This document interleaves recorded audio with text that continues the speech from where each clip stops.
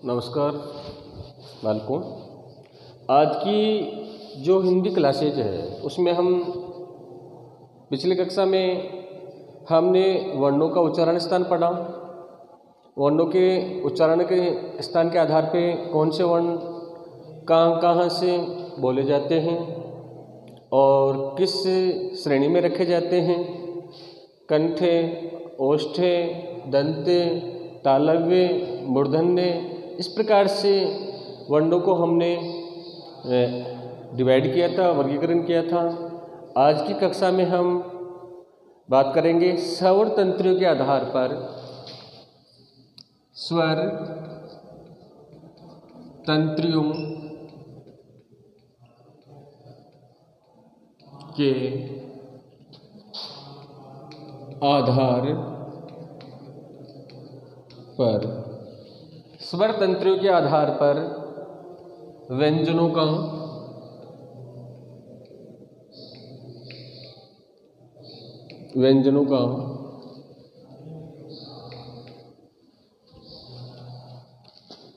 वर्गीकरण।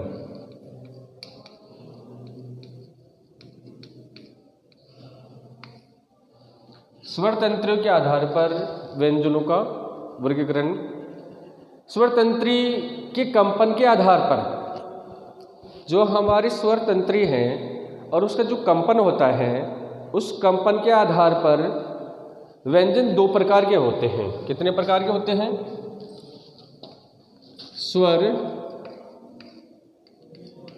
जो तंत्री होती है, स्वर तंत्री के कंपन के आधार पर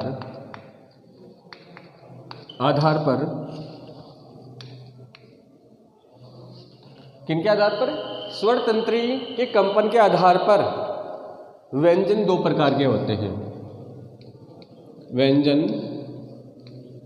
दो प्रकार के होते हैं। दो प्रकार के होते हैं। कितने प्रकार के होते हैं बालकों? स्वर तंत्री के कंपन के आधार पर व्यंजन कितने प्रकार के होते हैं? दो प्रकार के होते हैं। कितने प्रकार के? दो प्रकार के, जिसे हम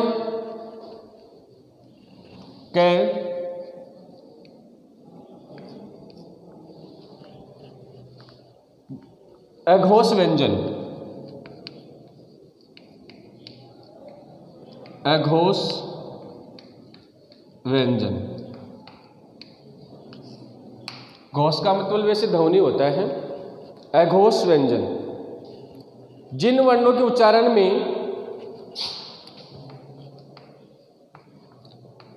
जिन वर्णों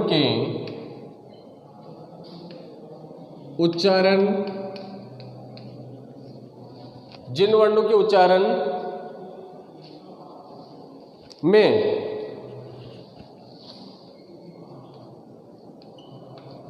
स्वर तंत्रियों में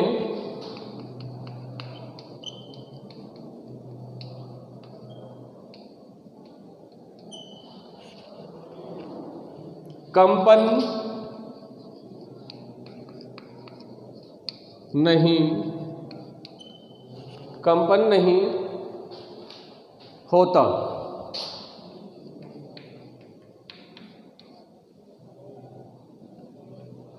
उन्हें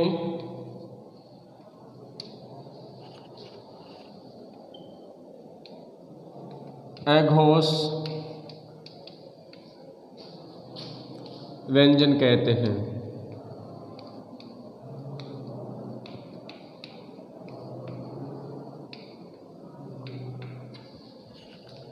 यानी ऐसे वर्ण जिन वर्णों के उच्चारण में है ना स्वर तंत्रियों में कोई कंपन नहीं होता है, उन्हें हम अघोष व्यंजन कहते हैं। अ यानी नहीं, घोष यानी कोई कंपन नहीं हो रहा है, इसलिए इन्हें हमें अघोष व्यंजन कहते हैं। इनमें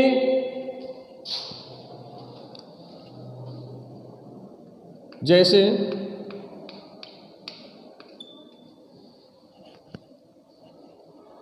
प्रत्येक वर्ग का प्रत्येक वर्ग जिसमें है, पिछली कक्षा में हमने पढ़ा था वर्ग किसे कहते हैं, क वर्ग है, च वर्ग है, ट वर्ग है, प वर्ग है, ये वर्ग है। प्रत्येक वर्ग का पहला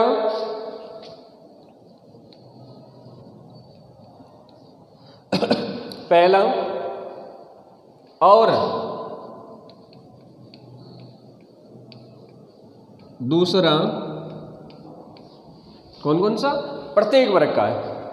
कैसे लेकर के मै तक में जो वर्ग बने हैं, क वर्ग, च वर्ग, त वर्ग, ट वर्ग, इनमें से है ना, प्रत्येक वर्ग का पहला और दूसरा वर्ण तथा वर्गों के अतिरिक्त है ना,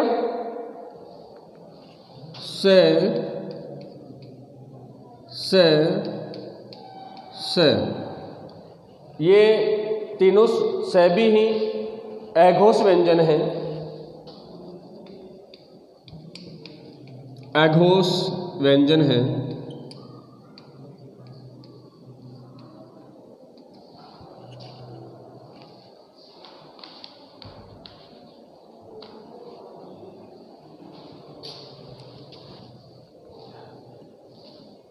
प्रत्येक वर्ग का पहला और दूसरा वर्ण तथा से अघोष व्यंजन है।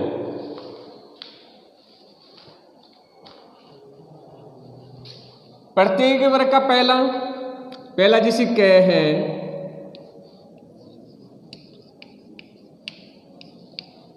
क वर्ग में क और ख, च वर्ग में च और छ, त वर्ग में ट और छ, त वर्ग में त और थ, प वर्ग में प और फ, साथ में आपका से ये क्या है, सारे के सारे क्या है, अघोष है, अघोष व्यंजन है, अघोष व्यंजन है। समझ में आ गया आपके? अगर आपसे पूछा जाए अघोष व्यंजन किसे कहते हैं, कौन कौन से होते हैं, एग्जाम में पूछ लेते हैं, क, छ, त, फ, से किस प्रकार के व्यंजन हैं, ऑप्शन में दे देते हैं, घोष, अघोष, कंठे, ताले में, ऐसे देकर के पूछ लेते हैं।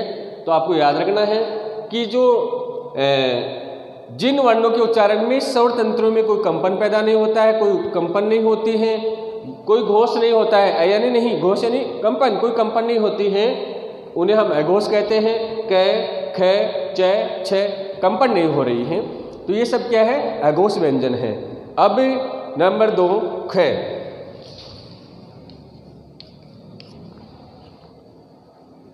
सघोष व्यंजन।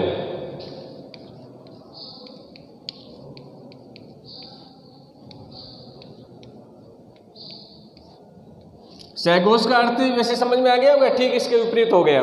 सघोष यानी घोष के साथ में जिन वर्णों की ठीक परिभाषा विपरीत हो जाएगी, जिन वर्णों के उच्चारण में स्वर तंत्रियों में क्या होता है, स्वर तंत्रियों में कंपन होता है, कंपन होता है। अघोष में कंपन नहीं होता है, सघोष में कंपन होता है। उन्हें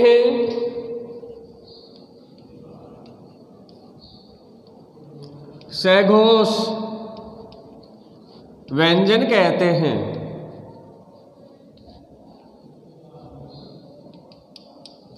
सहघोष व्यंजन कहते हैं। ध्यान रखना बेटे, इनका उच्चारण करते समय यदि गले पर हाथ रखा जाए तो कंपन का आभास किया जा सकता है। अब कंपन है ना, जैसे क ख ख ऐसे इसमें कंपन नहीं है, लेकिन सहघोष व्यंजन जब बोलेंगे ना तो आप इनका पहचान कैसे करेंगे? इनका उच्चारण करते समय यदि गले पर हाथ रखकर वर्ण को बोला जाएगा तो कंपन का आभास होगा। इसमें इनमें अब जो शेष वर्ग में जो वर्ग हैं, क वर्ग, च वर्ग, त वर्ग, इनमें जो रह गए, प्रत्येक वर्ग का तीसरा, पहला यहां अघोष में है, दूसरा अघोष में है, कौन सा वर्ण बच गया? तीसरा, चौथा,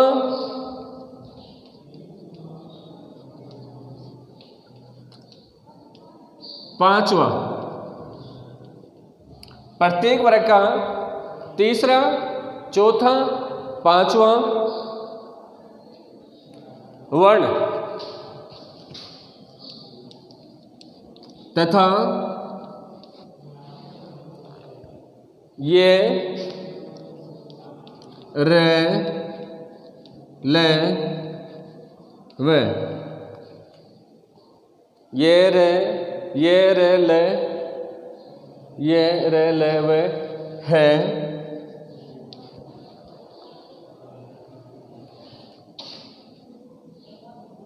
सहघोष व्यंजन है। सहघोष व्यंजन है। ध्यान देना, सहघोष और अघोष में क्या अंतर है? प्रत्येक वर्ग का पहला और दूसरा, और आपकी ये से ये तीनों हैं, ये तो सहघोष में अघोष में चले जाते हैं। बाकी जो शेष रह गए हैं, प्रत्येक वर्ग का तीसरा, चौथा, पांचवा वर्ण तथा अब इनमें से है बच गया है, और ये रे ले व, ये सारे के सारे व्यंजन है वो सहघोष व्यंजन है। इस प्रकार से स्वर तंत्र के आधार पर व्यंजनों का वर्गीकरण दो प्रकार से किया गया है, सहघोष व्यंजन और अघोष व्यंजन। अब हमें आगे प्राण तत्व या श्वास के आधार पर व्यंजनों का वर्गीकरण पढ़ेंगे। ध्यान देना बेटे, सहघोष और अघोष वाला जो वर्गीकरण है वो स्वर तंत्र के आधार पर था, और अब है श्वास के आधार पर।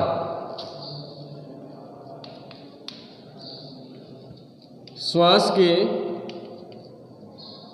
आधार पर, श्वास के आधार पर व्यंजन का वर्गीकरण।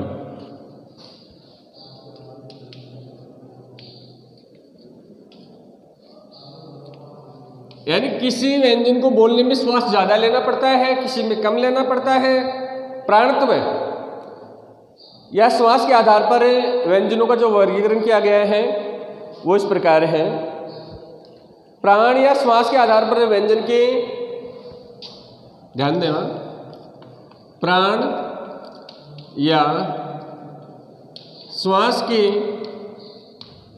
आधार पर व्यंजन को कितने भागों में बांटा गया है? दो भागों में बांटा गया है। दो भागों में बांटा गया हैं या दो भेद होते हैं, दो भेद होते हैं या दो भागों में बांटा गया है। एक है क अलप्राण, अलप्राण व्यंजन।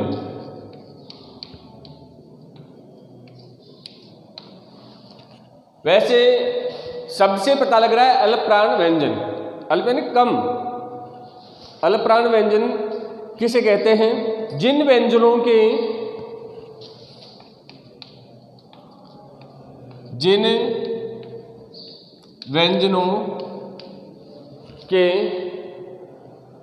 उच्चारण में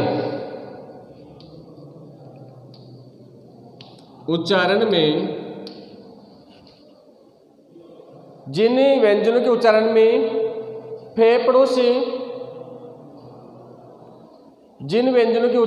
फेफड़ों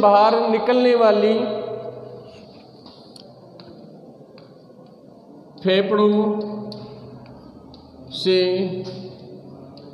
बाहर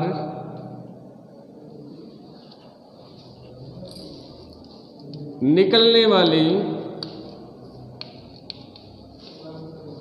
जिन व्यंजनों के उच्चारण में फेफड़ों से बाहर निकलने वाली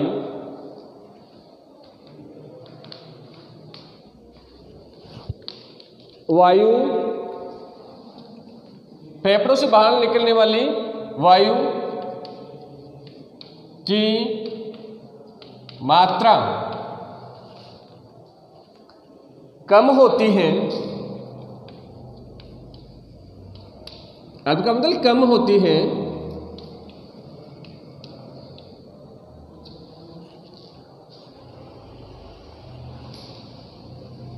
है, वे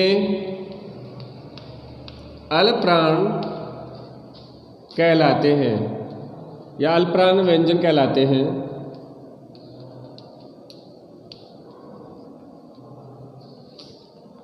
अलप्राण व्यंजन कहलाते हैं। सभी अलप्राण में आपकी सभी स्वरों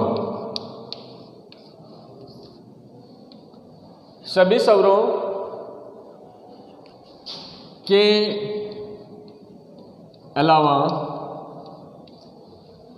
सारे के सारे जो स्वर हैं वो अलप्राण में आते हैं और प्रत्येक वर्ग का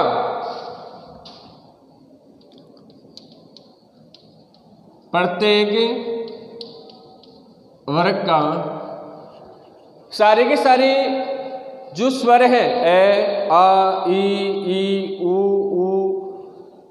री ए ऐ ओ औ, ये सारे के सारे स्वर और प्रत्येक वर्ग का पहला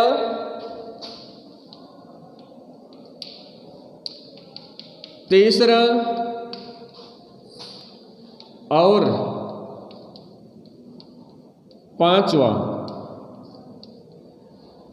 पहला तीसरा और पांचवा वर्ण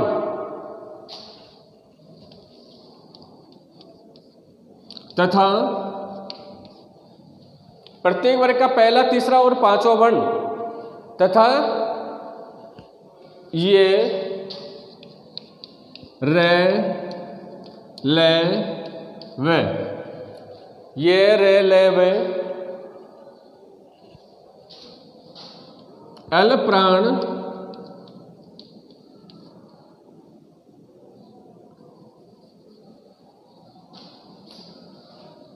अल्पप्राण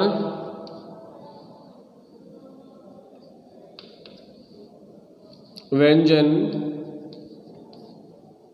है। अलप्राण व्यंजन है।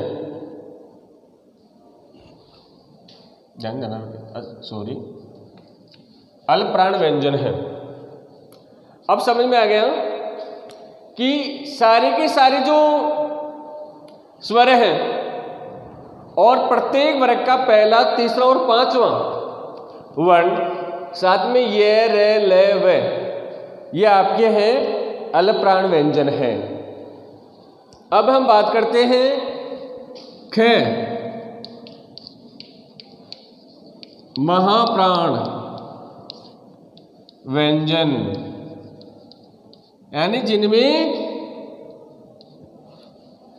फेफड़ों से निकलने वाली वायु की मात्रा कम होती है वो अल्पप्राण होते हैं, ज्यादा होगी वो महाप्राण हो जाएंगे।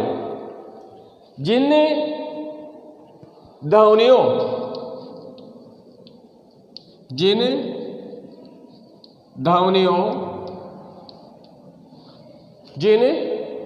ध्वनियों के उच्चारण, जिन ध्वनि के उच्चारण में अधिक प्राण, प्राण का मतलब हमारी जो वायु है, अर्थात प्राण का अर्थ है अर्थात वायु, इसी से हम जिंदा है इसलिए प्राण कहा गया है। प्राण वायु अधिक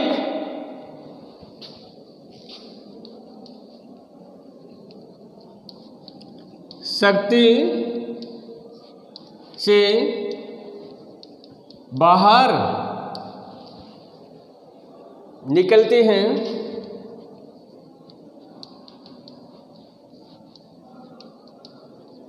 वे महाप्राण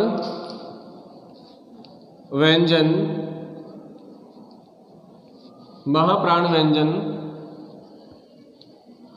कहलाते हैं। समझ में आ गया? यानी इनमें जो प्राण है, वायु है, अल्पप्राण यानी जो प्राण है, वायु है, वो कम मात्रा में बाहर निकलती है और महाप्राण में वायु अधिक मात्रा में बाहर निकलती हैं।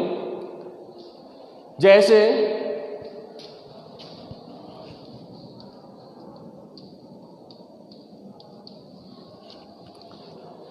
प्रत्येक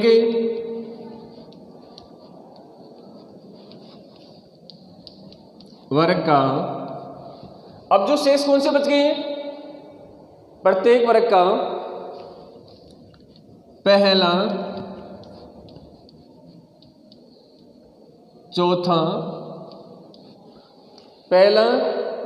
चौथा वर्ण तथा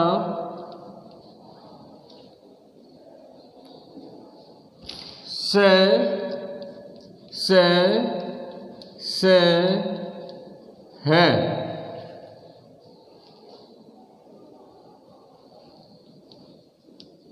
महाप्राण व्यंजन है। समझ में आया? यानी अल्पप्राण में है ना, प्रत्येक वर्ग का पहला, तीसरा, पांचवा वर्ण, और महाप्राण में